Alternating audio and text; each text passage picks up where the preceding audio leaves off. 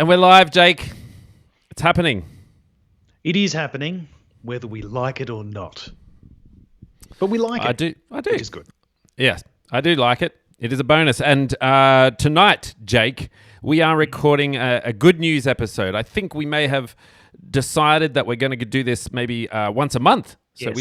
we did it last month. We had a fantastic time. We talked about giant kookaburras? Giant kookaburras, Powderfinger getting back together. Yeah, It was yeah. just good news all around. They broke up soon after, actually. Yeah, but that's all right. Yeah. You know, they gave us the good news that they needed to give us, and then Yeah. they left the planet. They Yes. served their purpose, and then they went. Yeah, exactly. They're not dead. They just returned home. Speaking of which, good news kind of reminds me of that we're doing a Bible episode or something, Jake. The Gideon Good News episode. We're just going to read passages. We start reading passages, and we're like, oh, actually, not that one. That's not very good news.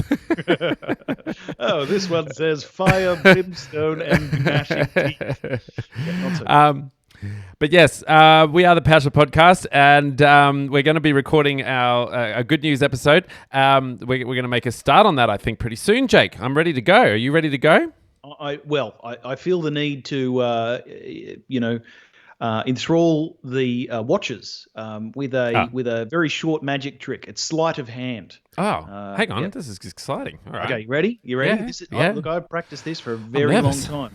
My daughter said it was the greatest thing that she'd ever seen. Wow. And she's like, So you ready? Okay, Here we go. yeah. Here we go. Whoa. oh my goodness, Jake. Oh my goodness. Where did your thumb go? How did you Wow. do that? Oh my goodness. That Yeah. is just, wow.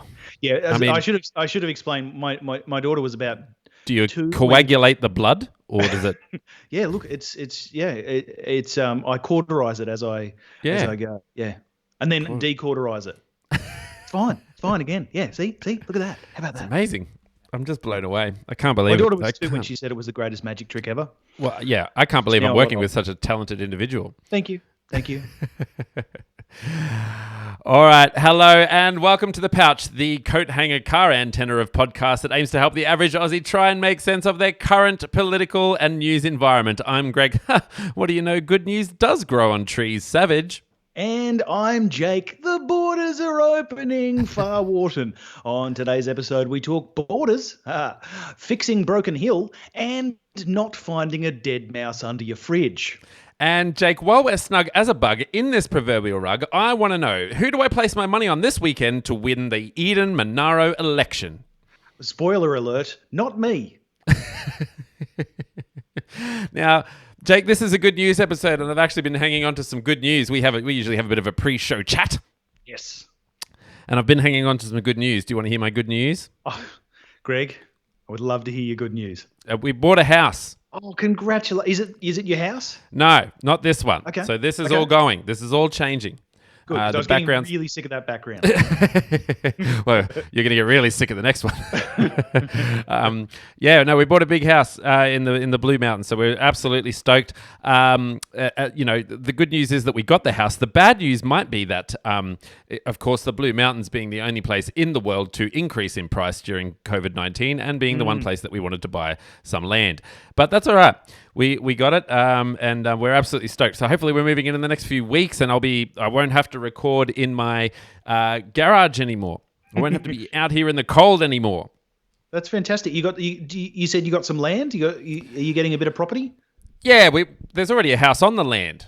It's a novel fantastic. idea. Yeah. So you got some land, a house as well? Fantastic. Yeah. And you got a family as well, I hear. Yeah, look, I think they're going to come with me. Yeah. Yeah, You didn't they have to might pay be, extra? No, not yet. I mean, Oh, look, that's good. Yeah, it might be financially viable for me to actually have the family there now that I come to think of it, but that's all right. Have you got any Incomes always positive? helps. You got any good news, Jake? Look, I'm just so happy that the gyms are open again. It's just Yeah. it is so fantastic to I love doing MMA classes. Me too. I love punching a few people. Oh, I yeah. love getting punched in the face. It's Oh, just yeah. it's the stuff that you miss. It's all very Fight During Club, isn't it? quarantine. Well, yeah. I mean, we're mostly fat old guys. So there's not a lot of competition in it. It's more just sort of how much can you personally do before you go to vomit. You're really selling it, Jake. It sounds like a nightclub more than an MMA session. Yeah, did you say Fight Club? It is a nightclub. Yeah.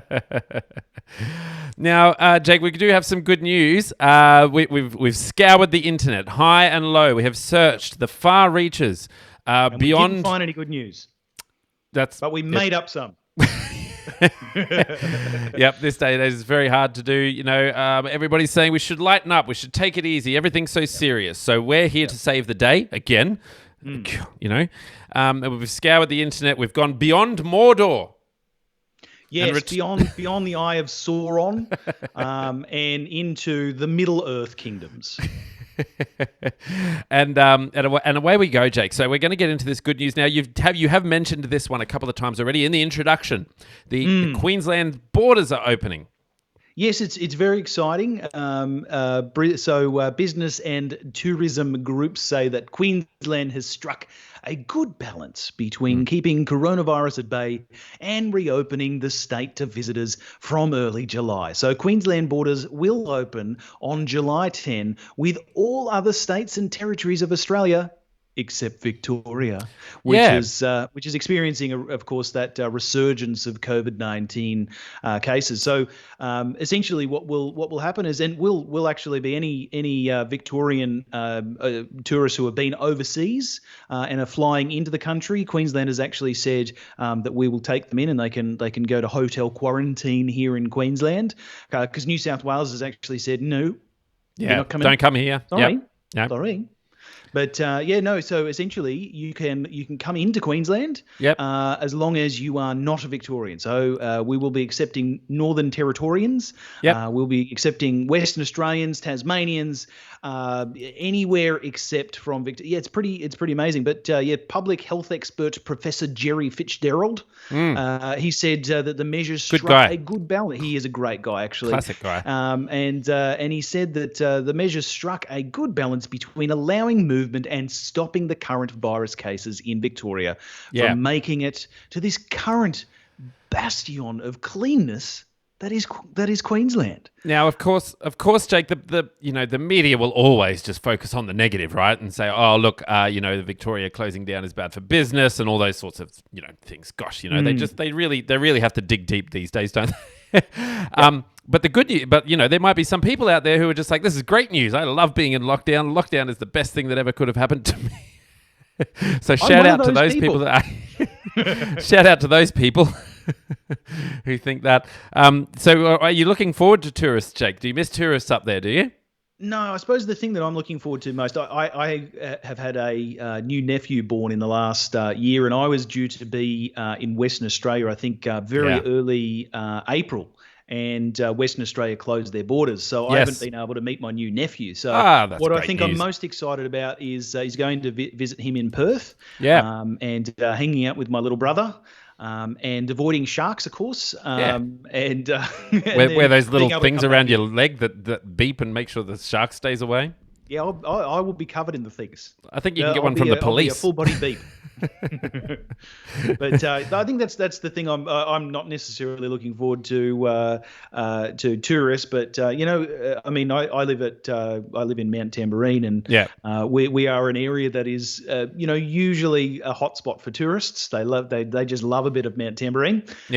Great views, etc. But so I'm not necessarily looking forward to the tourists, but I am looking forward to being able to move more freely. Okay, that sounds really good.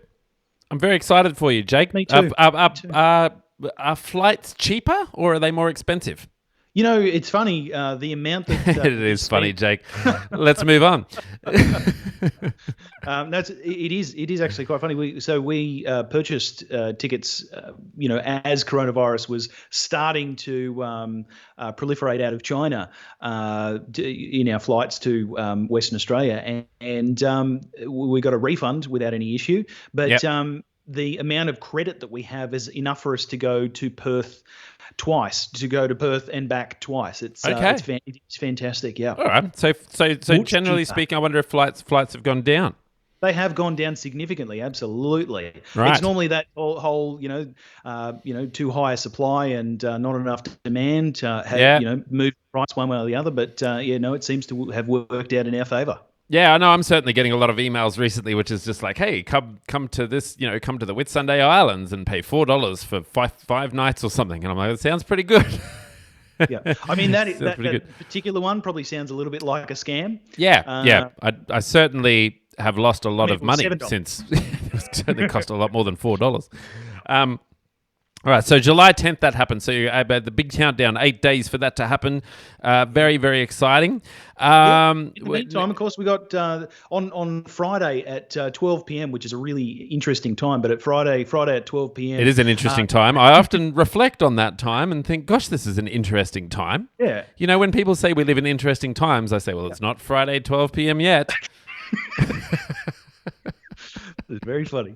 Well, okay, so I don't know how to follow up from that, but on Friday at 12 p.m. this week, we are opening nightclubs in Queensland. So that is a weird and time. clubs- I get you.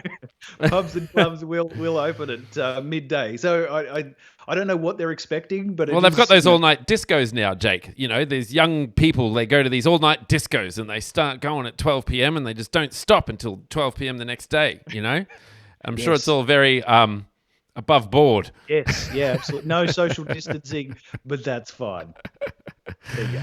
Social what? Now, they're calling it social distancing. Oh, I love it. That's fantastic. Yeah. How good is that? If that's not real, you need to put that on a. No, it's definitely real. church. It's definitely real. I heard it on another podcast this morning. Okay. That's so much. Now, Jake, this happened 5 days ago. Well, at least it was updated 5 days ago. Probably happened a bit longer than that. But it certainly happened in between our last Good News episode and this Good News episode. Okay, good.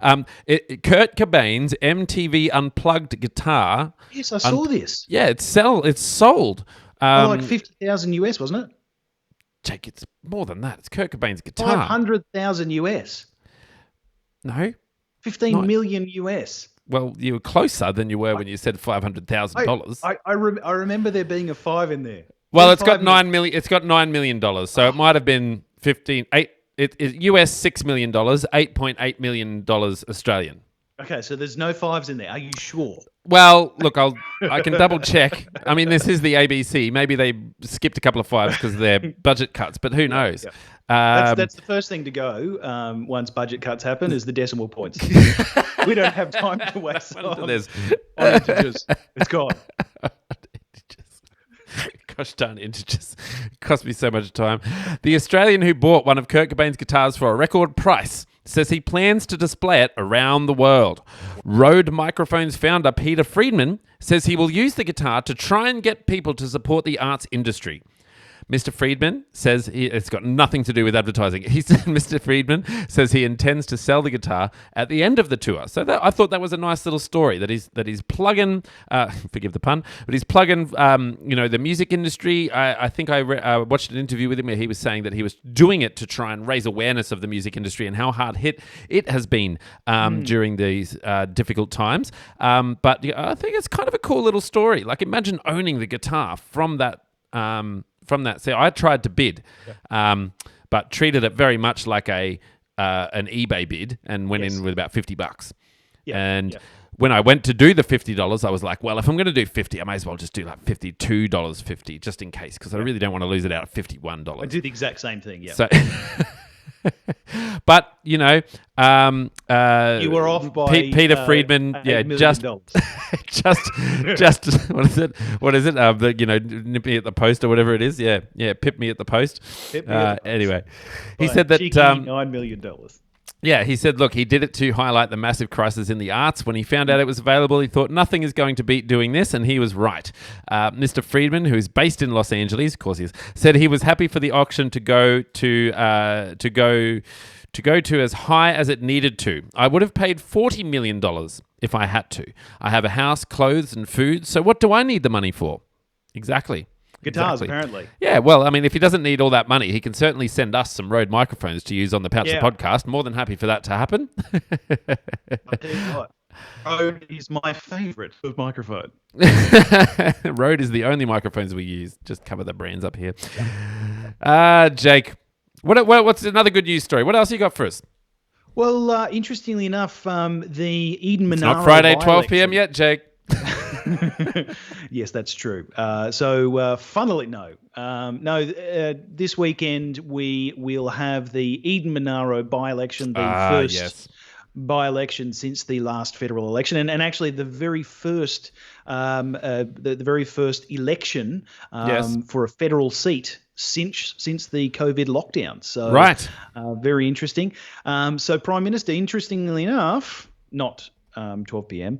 On a Friday. But the Prime Minister, so the story that we've got here is Prime Minister Scott Morrison's personal approval rating has hit a new high in the latest news poll before Saturday's Eden Monaro by-election. So the latest news poll conducted for the Australian newspaper and released on Sunday night of last week shows Mr. Morrison's personal approval has risen 2 points to 68%, with his dissatisfaction rating falling by the same amount to 27%.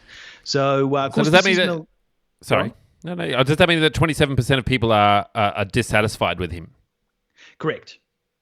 Okay. So they're asked, a spectrum of questions, and regarding the Prime Minister, do you find him, do you disapprove of him highly? Do you just disapprove of him? Are you neutral? Are you thinking of him favourably, or are you thinking of him very favourably? So this is good news for the Prime Minister. People. Well, it's good news for the Prime Minister because it is invariably in the lead up to an election, and no seat has ever gone to the coalition in a by-election, ever. Right, so this will be like ever, like literally ever. Is this one of those? Literally ever. Wow. Okay. Yeah. All right. So it's a pretty massive thing, and of course this is being referred to as a former bellwether seat. Now, a bellwether seat is one that always goes the way of the government in the past. So bellwether. Okay, I didn't know that. So yes, it's a particular election term, but essentially, I think it has something to do with its actual. I'm not going to go to the etymology of that term. No. Because I can't. Good news episode, Jake. It had something to do with horses, but anyway, the bellwether premise it's gone now. Eden Monaro is no longer the longest-serving bellwether seat. So we will have to see whether they go along the lines of the current Prime Minister and the current government, or whether they, and if so doing, they will regain their bellwether status, or if they do, in fact, go back to Labor from the outgoing seated member Mike Kelly, who left because of health issues. So yes, it will be interesting. There's a fight on our hands, of course. Yes. But, I can't wait. I've never been so excited for a by-election, Jake. Yeah, I think the most exciting thing for me is not hearing about the Eden Monaro by-election. Oh, well. After next week. Well, after next week, you'll be hearing about the plans for the for when the job seeker gets eliminated, aren't you? Because they're hanging on to that until after the election, apparently. Very smart. Yes. Well, September anyway. Yes. Yeah. Well, after the election. Jake, the endangered smoky mouse. I do love these animal ones. Feared wiped out during bushfires, has been found alive in the Kosciuszko National Park. Yes. How do you feel about that? Well, I feel relatively good about it, actually. Yeah. It's what I would refer to as classic good news. It is classic good news, isn't it? I think it's a shame it's not the Tasmanian tiger. Or the Tasmanian devil without the cancer face tumours. Yeah, that'd be good. But beggars can't be choosers. Or maybe like Muttabuttasaurus. Yeah. I mean, we kind of missed that one by about 65 million years. But again, beggars can't be choosers. It's like the Kurt Cobain guitar all over again. But yes, the critically endangered smoky mouse has been discovered alive and well in the Kosciuszko National Park after it was feared that the native species had been wiped from the area during the summer bushfire crisis. Now, it was found through motion sensor cameras. So they recovered 7 images. Yeah. They recorded multiple images at 7 of the burnt out sites in southern New South Wales. I thought 7 images was very specific. Yes, it was. This reminds me of when they started to catch the footage of the platypus. Apparently that was big. Yeah. Now I've got a crackle, Jake.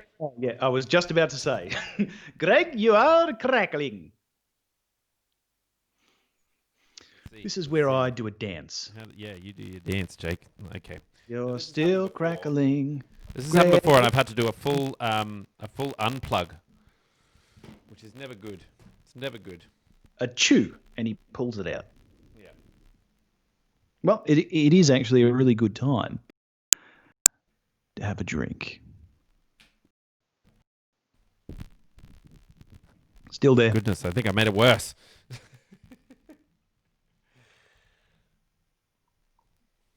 I do wish I knew what caused it, Jake. You know? Because it is such a sweet crackle. I wish I could replicate it. Really, really interesting. Causes? All right, now you can hear me. You can hear me from my computer speakers now. You sound like me from 2 weeks ago. Yeah, I sound like this is me on COVID. This is me on COVID. It's very professional. It's great. Here we go. Nothing better than a bit of. Well, look. Now, how are we going with that? Much better. That was a bit of a reset. Is it gone? Crackle is gone. Yep. Crackle and pop is gone. Crackle and pop is gone. Yes, I don't know about you, Greg, but that was a rush. It was indeed. I find myself flushed. But yes, the sightings of the 50-gram rodent comes as a relief to conservationists or conservationists even, Greg. No, it's a big relief to the conservationists. Yeah, but they're not real. I mean, they try so hard. They're like Smurfs. But they just don't exist.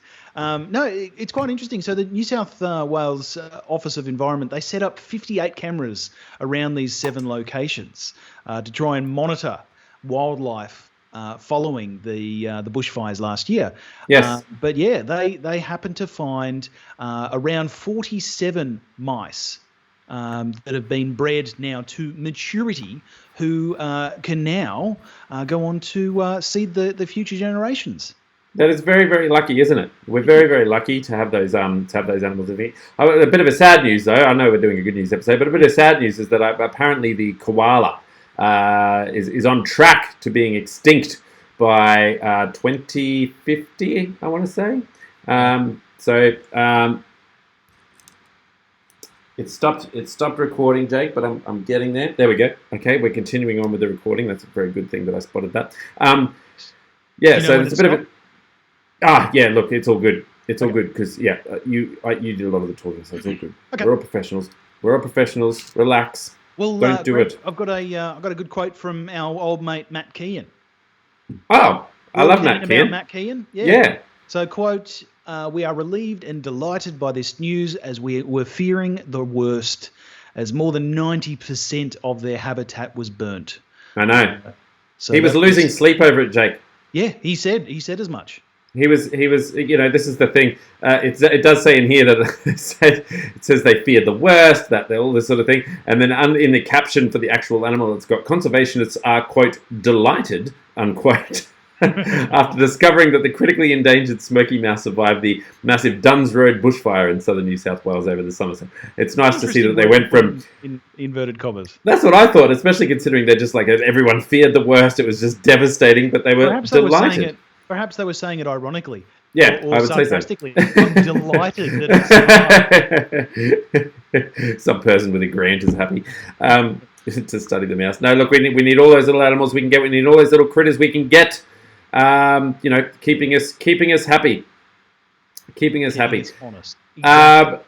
Now, Jake, towards the end of the day, my wife Rachel, she got very excited about the fact that we were doing a new good news episode, and so she emailed me, as she often does, because we don't talk, we just email and use Snapchat, and modern parents, yeah, modern couple, and so I'm going to let you choose. Okay, I'm going to give you like a key word from each one. Okay. And you can choose which story we're going to go with, okay? All right. So the first keyword is fragrance. Okay. Lotto. Yep.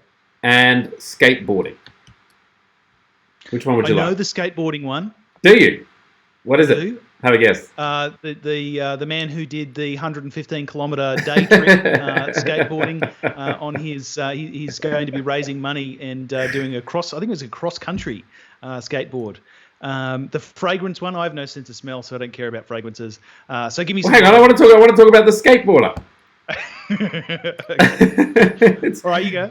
Tom Drury skateboarded from Broken Hill to Menindee alone in less than 11 hours. Yeah, 115 kilometres. Is that news? Why not? Yeah, I mean, he's doing it as a day trip to see whether he is able to replicate that same thing a number of times, because his intention is to do some long distance. I think it's cross Australia touring. Right. He wants to skateboard across Australia? Yeah, hey, why not? If you've got because it's ridiculous, Jake. Well, yeah, like... I mean, you're put on this planet, like, you have a very finite time on this planet. Yeah, but, like, of all the ways to get across Australia... Yeah, that's an interesting. Like that is a really interesting one to do. Like, to do skateboarding as opposed to cycling. Cycling I get because you can build up a relatively fair amount of speed and you can change the gears when you're going up a hill to allow you to go up a hill. You can't so much do that when you're on a skateboard. If the gradient is massive, you're stuffed. Yeah, that's true. I don't know. What route would he take? Well, I don't know. If highway? He's in Broken Hill. So, well, if he's in Broken Hill, and he's doing it across Australia, i.e., over to Western Australia, he'd need to go north. So that's Broken Hill's in New South Wales. So you need to go north and west for quite a while, and then he could make it all the way to, I think it's Cloncurry, and then it's inland from there across, because you wouldn't want to go through Victoria, of course, otherwise you catch the quarantine issue. That's quite a journey. Very hilly though. He'd have to allow for a lot of stops to do all his graffitiing. Not just that.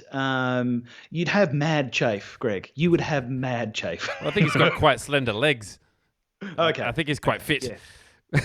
You are right though that he would need to stop regularly for cans of mother, and the graffiti and what does skate? Banksy replicas. You've got to practice those along the way. Yeah, and sausage rolls. Yeah. And like there's a lot of park benches along the way too that you just have to wreck. Yeah, you got to do sick rails, sick grinding. That's what it's called. Yeah, a double ollie. You got to do all those double ollies and grind it sickly. No, just a sick grind. And I'm sure there's a lot of couches along the way where he has to stop and have a sleep. Yeah, or as they say in the biz, couch surf. Yeah, it's really weird. He goes from skating all day to surfing. Yeah, from skateboard to couch surf. Yeah, he's a double threat. There'll be a lot of blank walls that he has to try and pass without graffitiing them, I'm just saying. I don't think he can do it. Not too many walls west of Broken Hill. It's pretty clear, and he'll just be spray painting gum trees and grass. That's what they do, Jake. This is what they do. In between sick ollies. Yeah, and the sick ollies that's why the ollies are going extinct. Yeah. Because they keep making them sick. They've forgotten how to climb the trees. Forget the smoky mouse, the ollies. Yeah. They're just so ollies. Sick. Yeah. They're fully sick, I heard. I've heard that they're fully sick, yeah. Yeah, particularly when they're done in Western Sydney. Yeah. Yeah. They don't just say fully sick, they say fully sick, bro. Oh, no. Because because everyone's your brother. Yeah, and they're all related to each other. That's how they catch Yeah. it. Yeah, lots of incest there. Well, I don't know about that. I wasn't sure how much I mean, further we could take it. about that Pretty far. far, though. Yeah, I think about that far. It was all downhill after the incest. And that's the He's gonna have to have some different wheels or something, surely. surely. I mean, you can't just get across these deserts with normal skate wheels. No, well, you can. You absolutely can, and you'd want like as close to frictionless as possible. As frictionless as possible, and you'd want you'd want sweet bearings. Like you'd have to constantly replace your bearings and your wheels. I agree. Yeah, I agree. Yeah. look, it's just a lot of work. You know what you'd want? You'd want get a job. one of the, yeah. I mean, that's probably what he actually does want. But no, in the city, occasionally you see those guys shooting by on the electric skateboards. That's what he'd want. Oh yeah, but they're cool. This guy. Casey Neistat has one, so they're cool. Anyway, yeah, very, very interesting. Okay, that is a big deal, and good luck to him for doing something. I mean, gosh, I don't do anything with my time. At least he's skating across Australia. 115. How about that though? 115 kilometers Well, it just in a doesn't day. sound like a lot. No, but it is on a skateboard. Yeah. Surely it is. I mean, I'm speaking from a position of ignorance here. I can ride a skateboard, but I can just as easily fall off and break my tailbone. Yeah. Whereas it's not that long on a bike. Like that's a morning ride, but I don't know. It does say here that Tom Jury found skating through the outback was beneficial to his mental health. Oh, that's great. So just, rather than achieving nothing at home, he's achieving nothing in the desert. Yeah. Well, good on him for enjoying his solitude. It feels remarkable to me. I mean, that's going to be a very, very long tour across Australia if he's only going 115 kilometres a day, but far out. He is. Oh, look, it says here, Mr. Jury is planning to skate sub 3,300 kilometres across multiple Southeast Asian countries. Ah, okay. So not across Australia. No, he doesn't care about Australia, Jake. Southeast Asia. He's going to Southeast Asia. Not too many deserts around there. They need it the most. Yeah. They're craving skateboarders over there, Jake. Well, I mean, actually, yeah, no, that's true. He's single-handedly going to, skateboard, bridge the gap between the tensions in Asia and here. He's going to skate between South and North Korea. Force him to shake hands. He's gonna do some sick ollies on the DMZ. Yeah. Like, who is this guy? We'll be like, it's Drew. It's Mr. Drury. Yeah, it's Drury. Oh, it's Mr. Drury. Solving world peace, one ollie at a time, one sick ollie at a time. It does say that he's thinking about skateboarding to Tibooburra while he's here. Tibooburra. I don't know where that is. But if by November there's no sign of international travel, he's thinking of flying down to Hobart and travelling along the east coast of Tasmania. Far out. That's some hilly stuff. It just seems so silly. I mean, like it's pretty silly.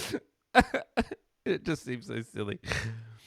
If that goes good, he might even get the ferry over to Melbourne and skateboard up the coast and see how far he can go. It'd be good to get up to Cape York. So, no, you're right. What a guy. What a guy.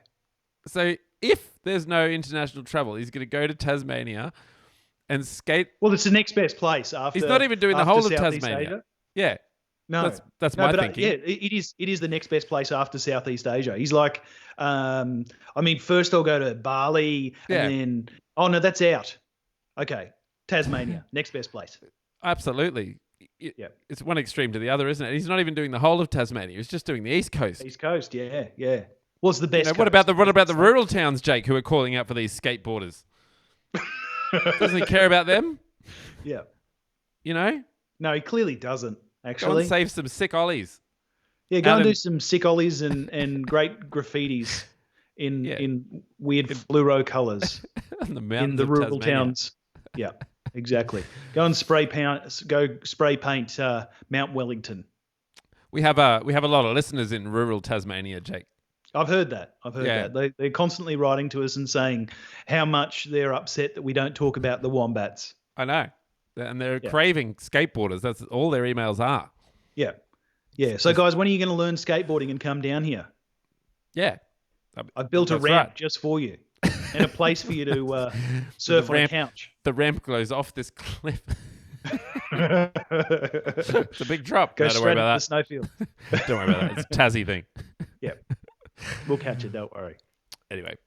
Well, I think we've done that one to death, Jake. Well, funnily enough, Greg, Mr. Drury was from Broken Hill, I heard you say. I think And so. I got another piece of good news from Broken Hill. Oh, good. It fixed Yes. it. They fixed it. It's now called Fixed Hill. Fixed Hill. That was actually my joke. Did you see Repaired. Oh, did you? Repaired Hill. that? That was my joke to the title. But yes, the Broken Hill community has raised more than $60,000 for its local lifeline as part of a fundraising campaign to address men's mental health. It was a campaign that ended in a local businessman dressing up in drag, parading down the town's main street and singing "Working Class Man" from a pub balcony.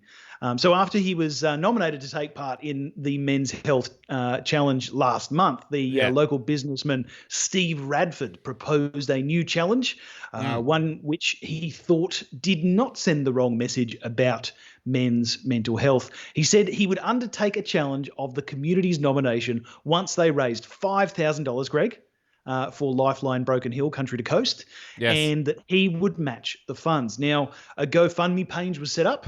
Yep. And they within a raised it couple in of 30 days- seconds. It was pretty close, a few days, and they ended up raising $50,000. I mean, he ended up he proposed a challenge, those two challenges. One was singing "Working Class Man" from a pub balcony. The other one was again dressing in drag and walking down the town's main street, and he did both. Good on him. What a legend. Yeah, what a legend. What a country we live in. Exactly. When you can walk down the street for $50,000. I'm going to go do it now. Yeah. I think you should.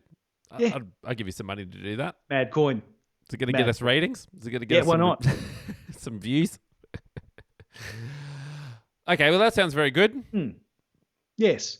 So, Yes, do good on you, you Mr. say Radford. like Lifeline as in the opportunity shop or the actual Lifeline itself? Lifeline, the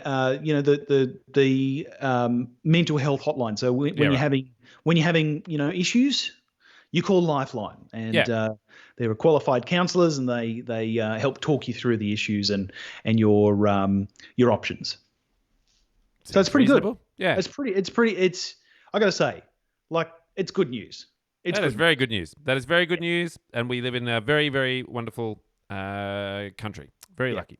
Yeah. All right. Now, Jake, let's come back to this one. You did mention that you wanted to talk about did you say the lottery. the fragrance? No, The lottery. Well, I think this one here, my wife is a very caring person. And I think she wanted us to talk about this because she wants us to put a shout out, Jake. Okay. I'm down for a shout out. Yeah. So Western Australia has become a millionaire overnight from winning the Division 1, but he doesn't know about it. So you're saying Western Australia as a state, or a Western Australian? A Western Australian has become a millionaire. Yeah, Okay. A person who lives in Western Australia. Okay. Yeah, I think he skateboarded over there. They won the Division 1, Oh wow, that's but fantastic. they don't know. They don't know who it is. That's like 10 or 20 million bucks, isn't it? Yes. Division 1. That's I all the don't know. cash. You'd think I would know, having a look at the article, but I don't know. 2.5. 2.5. Well, it's hardly Looks worth like waking up. Hardly I worth mean, waking up I've for that made that cash. just now through sponsorship. Yeah, and walking down various streets in drag. Okay, so here are the winning numbers. While So you've got to. So this is for everyone who bought a lotto ticket in Yes, in recently. Western Australia. 16, Yep. 24, Yep. 17, better say them properly, 20, 10, and 11 T. Fantastic. Wow. They're the Unfortunately, my last number was 12. Yep, not you. No. And the ticket was sold at Waterfront News Gifts and Lottery Centre in Rockingham. Wow. How the town got that name. Anyway, That is some good news. Someone out there is a millionaire, but they need to claim the ticket. Yeah. Otherwise, it will turn into bad news, Jake. Yeah. Well, yes. If the state reclaims it, that'd be awful. You want money maybe. going to the people. That's how they pay for the border walls. There was a person a couple of suburbs away from me in Jim Boomber, I think, that won the lottery a couple of weeks ago, and the good news in that was that they run a what are they called? Caged eggs, caged chickens. You know, the battery farms. That's what they're called. Caged eggs. There we go. We finally got there. You know, the battery farms, the massive farms filled with chickens in cages, etc. Yeah, caged eggs. Exactly. Let me out. They're like, yeah, exactly. It's chicken egg prison. Yeah. It's carry on. It's a chicken inside an egg inside a cage. I'm not even concentrating. Now, Jake, my house, the new house has chickens. Greg, it literally comes with chickens. I'm so happy for you, Greg. Yeah, I bet. So we're doing it as a trial run because if the chickens decide that they're going to buck bagak during the recording of the podcast, I have permission to eat the chickens. Well, I have many chickens on air. I have many chickens. Actually, you know what, Greg? It was actually on the last Good News episode that we found out that you hate chickens. I do. I hate chickens. And look, Greg, I have many chickens, and you have never heard them on this podcast. No, but how far away are they from your recording studio? Well, they're in another acre, essentially. Yes. Yep. So you don't really have chickens. Well, we eat their eggs. You've got you. We steal their You wares. can see chickens. Anyway, carry on. No, that's it. That's it? Oh, yes, sorry, that person that won the lottery. Yeah. It was a good news story because they rescue the battery farm chickens once they're done laying. With the money that they won. Homes. Well, the money will help to take care of these many hens that have been rescued from the battery farms. Oh, it's lovely. Yeah. They can come and stay with us. You've got acreage. Why don't you take on a few extra chickens? Because they're done laying. I don't want no freeloaders. Yeah, that's right. See? Now who hates chickens? The ones that give you something are all right, as long as you're getting something out of it. Hey? Yeah. Well, there's love, Greg. There's love as well. I don't know if you can love a chicken, Jake. It's just not... Greg, I have shown you that picture of my little girl, Mildred, sitting on my shoulder while I'm playing the guitar. Yeah. She is a lovely lady. A lovely lady. All right. Get her on the show. Yeah. She says be better than all the guests who keep knocking us back. Anyway. All right. So all right, Jake. Well, I think I'm good newsed out. I think I'm good newsed out, actually. I think that's all the good news in the world at the moment. I'm pumped from good news. Yeah.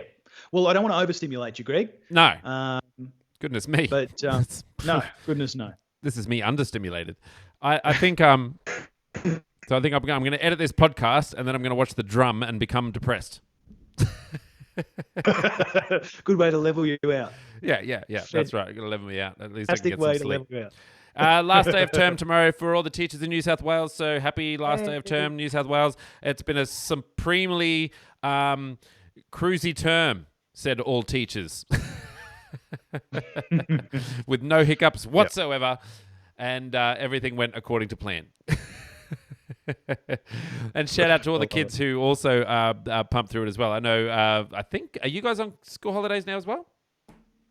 Yep, as of Friday last week. Yeah. So you guys have already had your 1 week. You brought all your coronavirus down here. And Victoria's doing the same. Well, no, because we couldn't leave the state. Ah, of course. All right. Well, enjoy the rest of your week, Jake, and I'll see you again. I'll talk to you again on Sunday. How does that sound to you? It sounds amazing, Greg, frankly. We got the Eden Monaro election. I don't have any other words. Yes, very exciting. I'm pumped. I tried to look on Sportsbet at how much everyone was, but I couldn't find it. Yep. Well, it's pretty neck and neck, funnily enough. Speaking of chickens, I will place a bet. It's pretty close. Yeah, I'll place a $20 on whom? bet. Well, I don't know. On who? I don't know. Maybe I'll place it live on the show. Okay, I like that idea. That sound good? Yeah, let's do it. I'm trying to find out. It doesn't really have anything on here at the moment. I think they're having technical difficulties. Bloody sports bet. Ugh, Sports Bet. It's a big sponsor of the show. All right, Jake, thanks so much for chatting with me today. And if our listeners would like to get some more tasty treats like this one here, what would you like them to do? Well, thank you, Greg. And I would love them to rate, review, and subscribe. It really helps people to find our show. Absolutely. If you want to share the love, you can do so by telling your friends, family, and foe to head to thepouchofthepodcast.com where they can choose their favorite podcast player of choice. Jake. Bagak. See ya. They're just so terrible. Oh, they're the best. Oh, gosh. You just go to the shop and get some eggs. All right. Peace out. Bye.